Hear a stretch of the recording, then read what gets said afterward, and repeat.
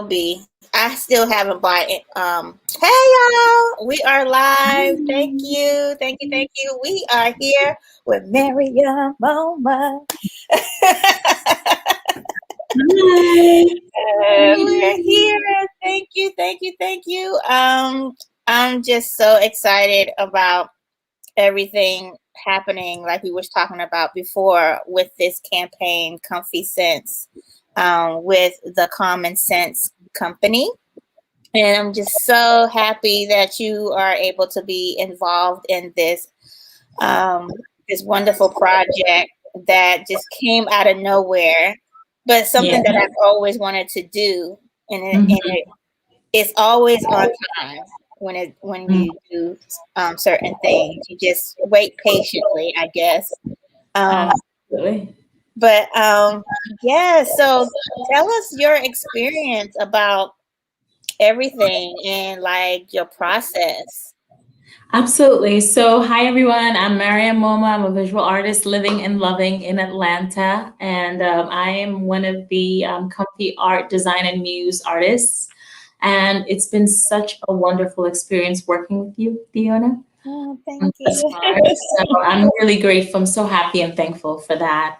That being said, I was really excited to come into this project for ComfiScent in collaboration with CommonSense Co. I thought it was a great opportunity for artistic expression. I was really excited. I love things that smell good. I own a natural skincare and hair care brand, Yamera. So that was right in line with my home and like good vibes, vision.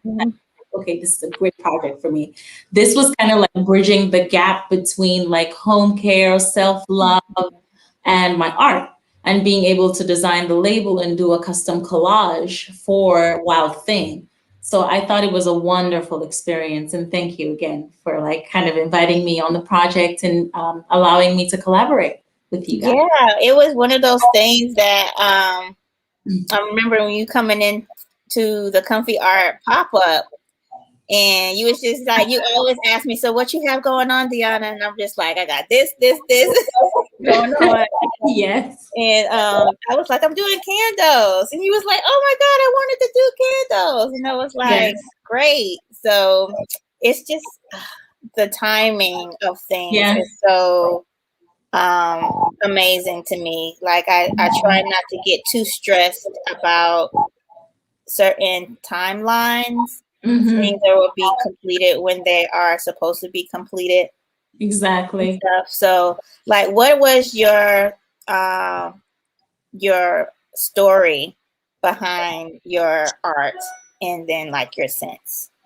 Absolutely. So my scent is called Wild Thing, and it's really a celebration of those self-care spaces that we enter into just within the mind, with nurturing ourselves, with taking time to reset.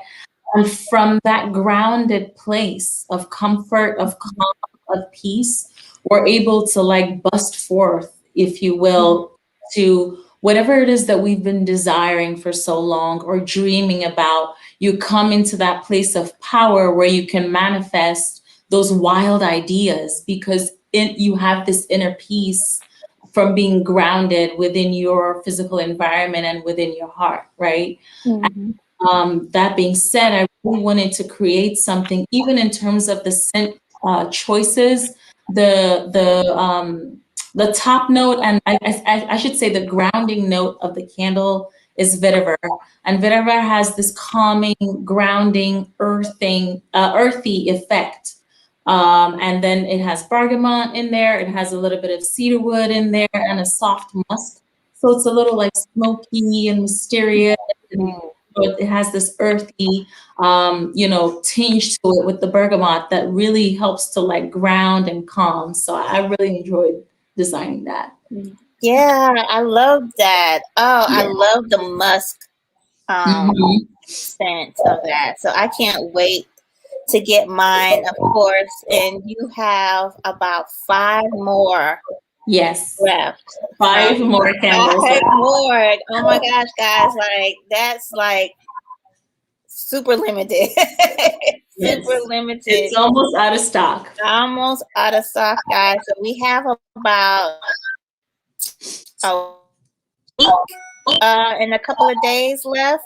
Mm, And the 26th will be the last day that you'll be able to purchase on the ComfiScent company website.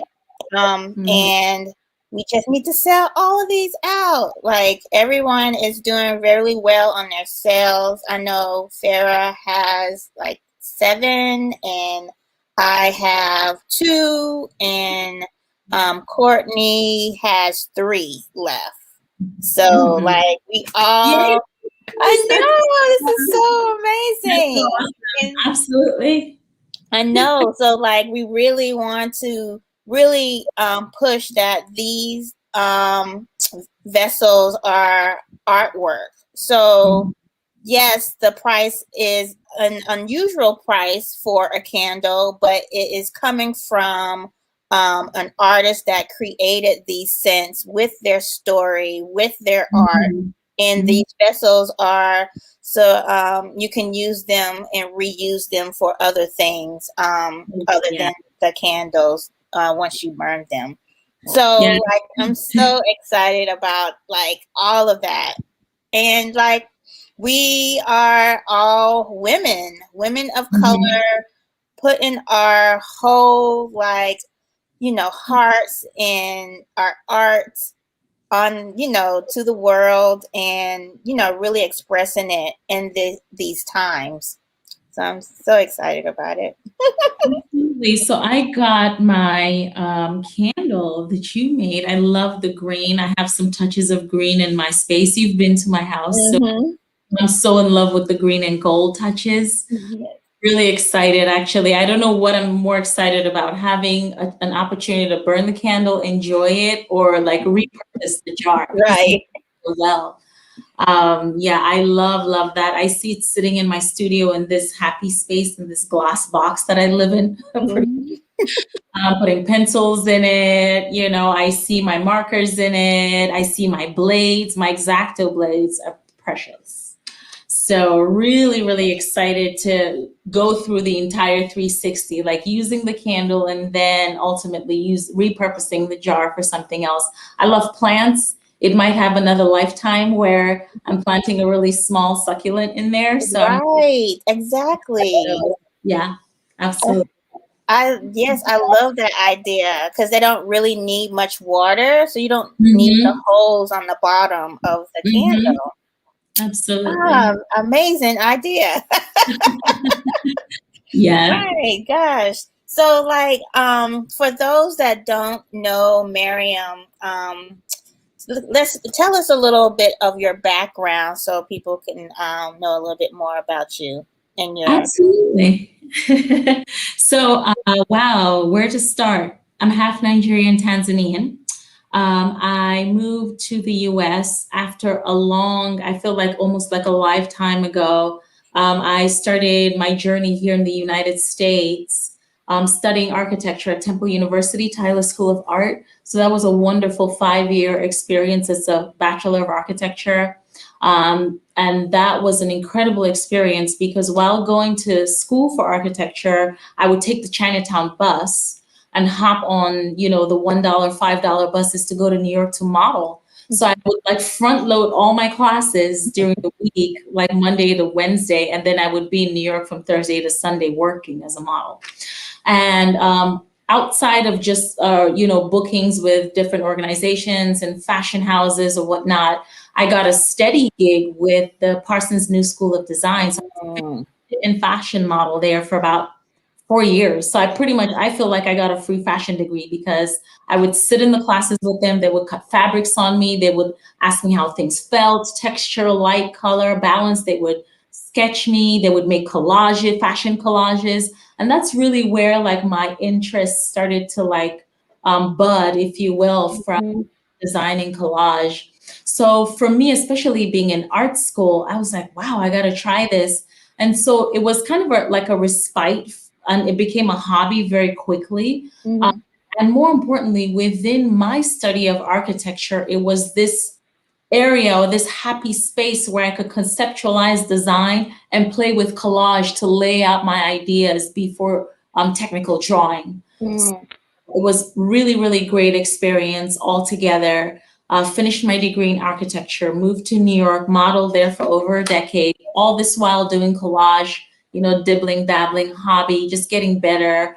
I would definitely say that the clarity, the discipline, the clean lines, the choices of color and balance, definitely informed by my study of architecture. And you can see it in my work, the way in which the paper is cut, the way I manifest collage is very disciplined, is very minimalist while still being detailed. So I really enjoy the process. I could be in this room for 10, 12 hours, and then my husband sneaks in very quietly. Would you like some lunch? So I'm just really happy to be alive during this time, creating with people like you, collaborating with artists like Courtney and Farah, yourself, and so many other artists here in Atlanta. I think there's something really beautiful happening within the artistic community here. And I just love it when I see, an announcement of an open call, and I know, two or three of the names of these beautiful artists, and I've seen their work over the past 5 years living in Atlanta. So it's just been a really, really nice journey, moved from New York, lived in Shanghai for a little while, and then I moved to Atlanta. I have family here, so it's been a really, really great experience to share time with my sisters. My brother moved away. I have a twin brother, still live in Atlanta, and he moved away. But it's been really exciting to have this now as kind of like the family hub, right? So everybody that comes to visit us, because there's three of us here, they come to Atlanta and then they have to take days at Marryam's house in cells the entire time, and they rotate their vacation, if you will. But with COVID, things have changed, and we just have to stay safe. We do. To one of my collectors today, and just checking in, like, hey, how are you doing? How's your heart doing? How's your family doing? I think it's important to check in on family, on love, on friends, on relationships, Yes. because we just don't know where people are. And even if they may seem okay right now, 2020 was a very hard year for a lot of people. So just being conscious of that and communicating with love, Yeah. those things are extremely important. Yeah. That's the reason why I love you so much. Like, you are just so, like, I was telling somebody the other day about you, and I was just like, the way you speak is so calm and so pleasant and so loving. Thank It you. makes you feel like, yeah, she's right. Everything's gonna be okay. Everything's gonna be okay. Yes. Everything So, always works out for us, Fiona. yeah. So, Yeah. what would you like to see in the art community in Georgia or Atlanta? Wow, that is a great question. I think right now there's so many beautiful collaborations happening. And I have been a part of some really amazing Look at this. This is serendipitous and beautiful. I'd love to see more of that, those connections, those spaces where we can be vulnerable as artists, and not only to talk about the past, especially when we think about my work at its core. I use collage as a vehicle to uplift the Black body, the Black experience. I want to talk about Black legacy. I want to talk about generational wealth. I want to talk about self-love, self-care, strengthening the Black woman, what that looks like, opening doors and paving the way with the work to have conversations where she's empowered. I think that's extremely important. And I think that when we have avenues to have this open forum as artists, we kind of manifest these beautiful ideas where we can collaborate more, or even if we're working individually, at least we've created spaces where we can be vulnerable and talk about societal issues, things that are close to heart. I think that in Georgia, I would love, love, love to see more and just artistically generally coming from Black artists, Black female artists, Mhm. spaces where we're not only talking about trauma, because I think those topics are very important, but places where we celebrate, you know, love, marriage, 27, 36 years of marriage within Black communities, Black spaces where there's legacy and wealth, and talking Mhm. through those issues through the work to spark conversation, because this is historical data that we're putting down. And Right. I feel while it's very important to talk about traumatic things that are happening within society, to put our finger and press upon, you know, police brutality, racism, systemic racism within our communities, it's also important to discuss or spark conversations around solutioning. Okay, this happened. What's next? What's that evolutionary Afrofuturistic idea where Black people are empowered? Mm. Because art is not just for us today. When we're gone, that art needs to tell stories where we're empowering other people to make decisions that continue to empower Black communities for generations to come. So I think that's extremely important. Yes. Love to see a lot more of that within the artistic community. Yeah, I really think that we are embarking on a lot of that now. Um, um, I know with Comfy Art, I that's probably like the source or the thing that that puts aside of like what Comfy Art is all about.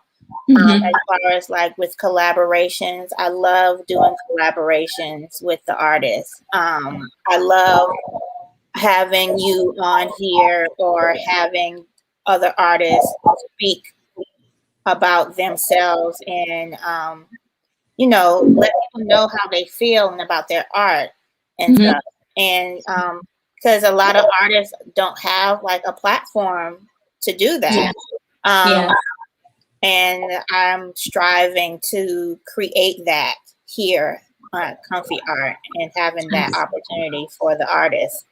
Mhm. So, like, I would love to know more about, like, you made a video of like you cutting your pictures and putting it together. Like, what would you tell a young artist starting out in collaging? Like, what are like the tips that you would tell them? Like three of them.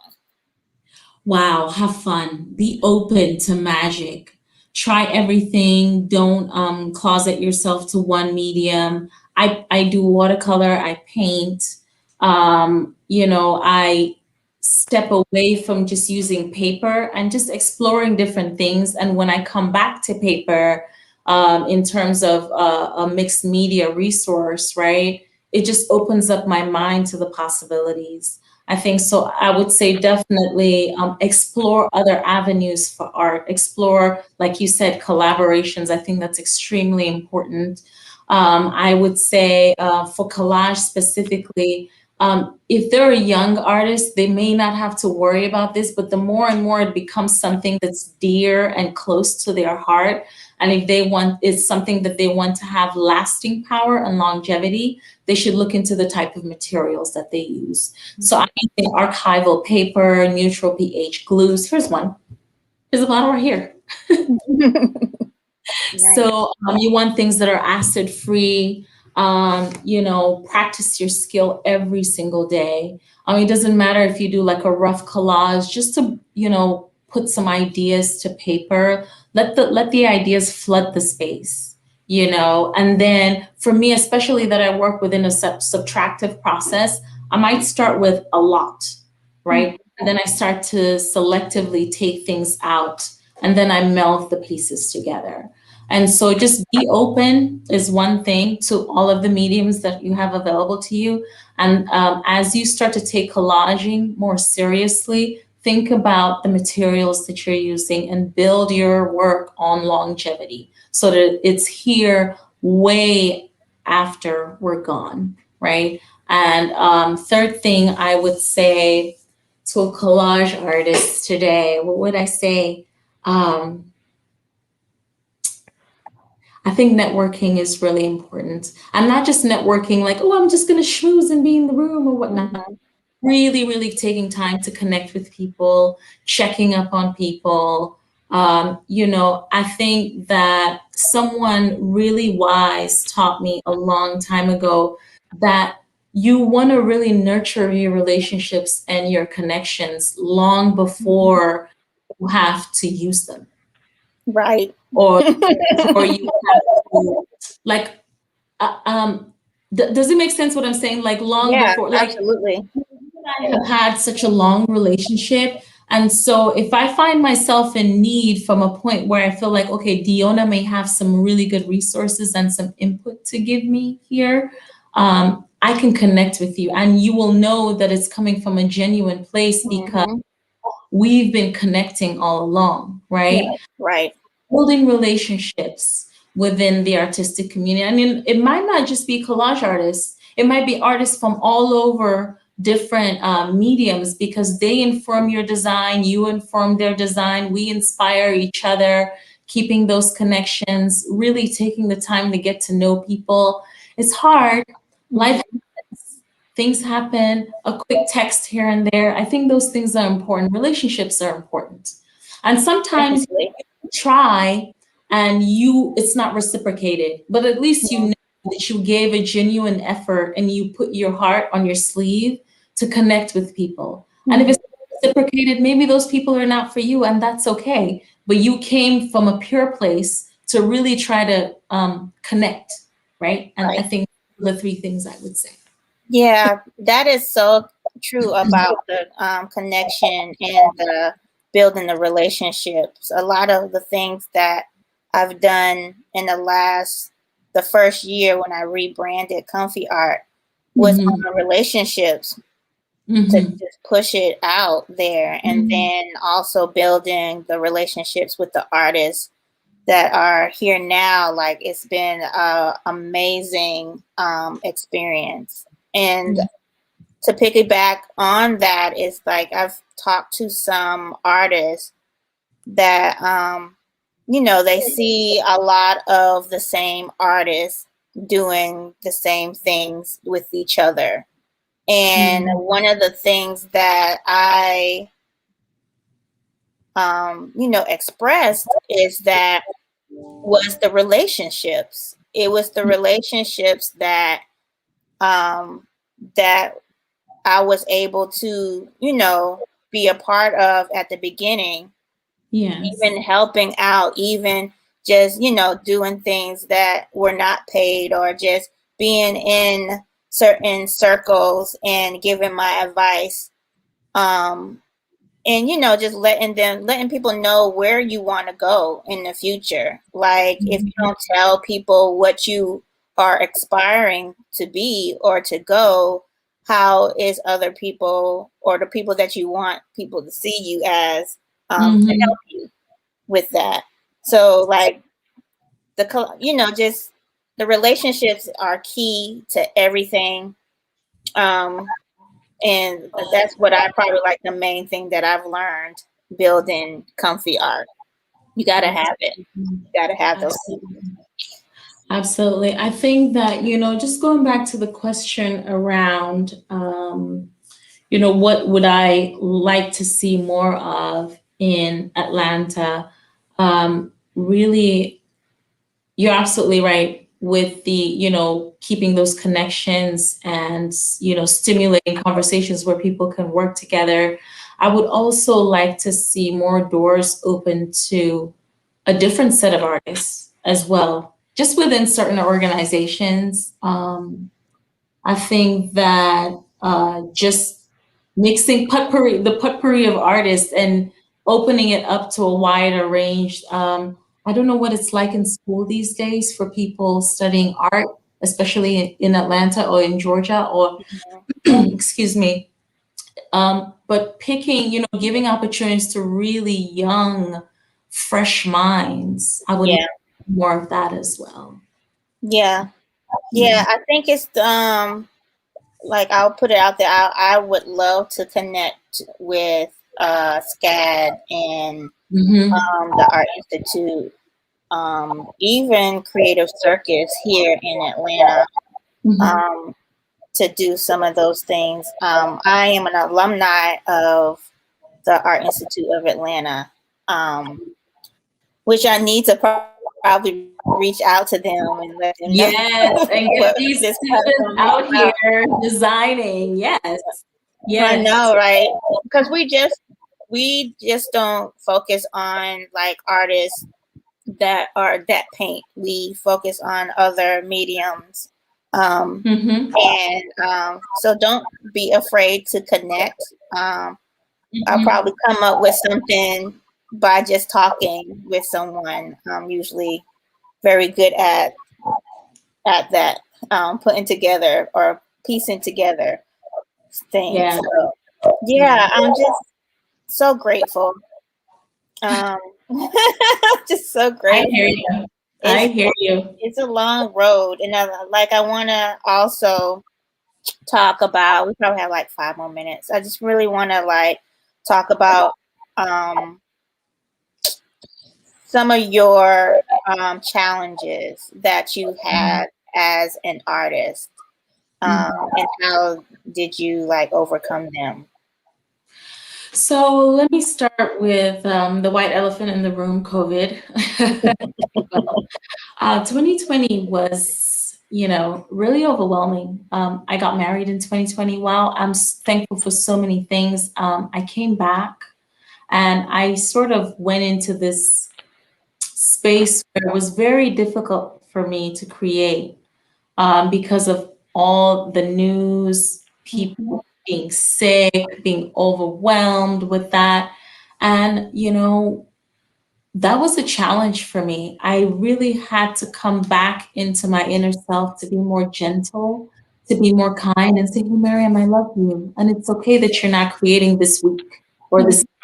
It took me Right. like 2 months to get back in the studio. So I was not creating in March, not creating in April. And then closer to the end of April, I started to be like, okay, we're just going to cut some paper today. And that's kind of how I warmed up back into the studio. But it was, I just want to lay in bed and I was depressed and, just not just that, I wasn't just concerned that, okay, your family's safe, but the world was hurting, literally. Yes. And, um, and feeling so helpless. Like, what can you do? This is not like a virus where if someone had COVID, their forehead turns green. Right. We're going to take you to the hospital and you stay put, so just kind of walking myself through that self-healing process, meditating, eating well, and trying to really not go into this like, dark rabbit hole of I don't want to do anything anymore. I said, okay, you're not creating collage, that's fine, but clean your space, cook for yourself, do those acts of self-love that reminds you of just life, and being able to thrive within any given situation. Having my husband around, he's such a sweet, kind soul, and just talking through and having those conversations like, hey, it's going to be okay. And it's okay that you're not creating today, but do you want to learn how to make pizza from scratch? Or Right. things that were still somewhat creative, but not putting this pressure on me, like, hey, you have to go create. And I do that well enough for myself. Yeah. Video now. I'm Yeah. like, "Oh, what's Hmm. the next project? What are we doing? What's going on?" Right. Right. It's kind of shut down, right? Right. And that was really challenging for me. And then just in my day to day, I try to be very gentle with myself around how I hone my skills. Hmm. Want to be cutting every day because it sharpens my hands and my eye and how I balance things in terms of collage. I'm doing a lot of self reading and things I don't know. So there's this gap where fear comes, right? Fear happens between what you feel like you should know and what you actually know, right? And for me internally, I work every day to make that gap closer and closer and closer. So there's things I don't know everything, Right. While it's not really a challenge, I definitely I'm trying to be more and more gentle with myself. Okay, when I do experience fear, I kind of, try to be the observer. Where is that thought coming from? Mhm. From here? Is it coming from there? Okay, so what are we going to do with it? Why are you feeling this way? Oh, it's because I don't know how to do X. Okay, so is there a YouTube video? Can we look this up? And then in terms of just applying for, artistic opportunities, sometimes, Mhm. and I think we as artists, we go through this all the time. There's this voice in your head that says, maybe they're not even going to see mine. They have like 10,000 people All the applying for this time. thing. All the time. And, for me, that whole thing is okay. So you've read the application, you're adhering to the rules, you've done everything that you can, you've put in your best foot forward, the application Mhm. in on time. At the very least, you get a brand new set of eyes in terms of the curator, the gallerist, whoever's during this exhibit or submission. It's a brand new set of eyes that may have not seen your work. And maybe you're not perfect for this particular opportunity, but because they've come in contact with your work, they archive it. And maybe now you've given them opportunity to go back and say, well, I love that application. It wasn't right for that, but here goes another opportunity. We're just going to email her and see if she's available. You know, Right. and so the challenge for me is overcoming that. Just do it. Just Mhm. go for it. And Mhm. knows a response, that's fine. And you kind of brush it off and you celebrate the fact that a new set of eyes have seen your work. And Yep. you invite new opportunities by being open. Like, hey, that wasn't for me and it's okay. And what's mine is mine is mine. Right. Right. Oh, that's a perfect closer. Like, yeah, we all have to know that to just put ourselves out there and Mhm. whatever is ours, it will come to us. But in the meantime, they got to see what you were about doing while Mhm. doing those applications. That's amazing. Yeah, that gives me to, because there's so many applications that us artists apply for, Yeah. and you just never know sometimes. And yeah, at least they are able to like go to your Instagram and Yeah. they may have followed you and just to see what you've been doing for Yeah. the next couple of months. So you never know. You never Mhm. know. You Mhm. never know. So thank you, Marryam, for Yeah. being with us. And everyone, please go to the .com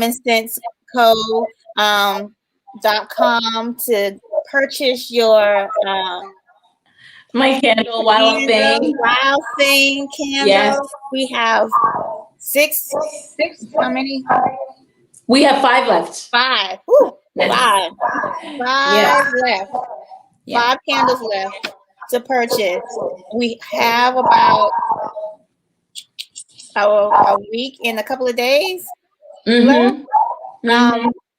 for us. So the sale will be ending on February 26th, and that will be the last day to purchase any of the candles. So get to it, y'all. We gave you a lot of time, almost like a month and a day, Mm-hmm. basically, that we did this. So Yeah. continue to support Comfy Art. You're supporting 2 Black women-owned businesses. You're supporting um, 4 women of color.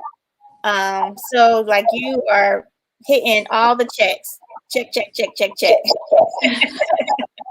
So thank you, hon. I really appreciate Thank you it. so much. Hey, Courtney, I see you out there. Thank you. Thank you. All right, y'all. Bye-bye. Bye-bye.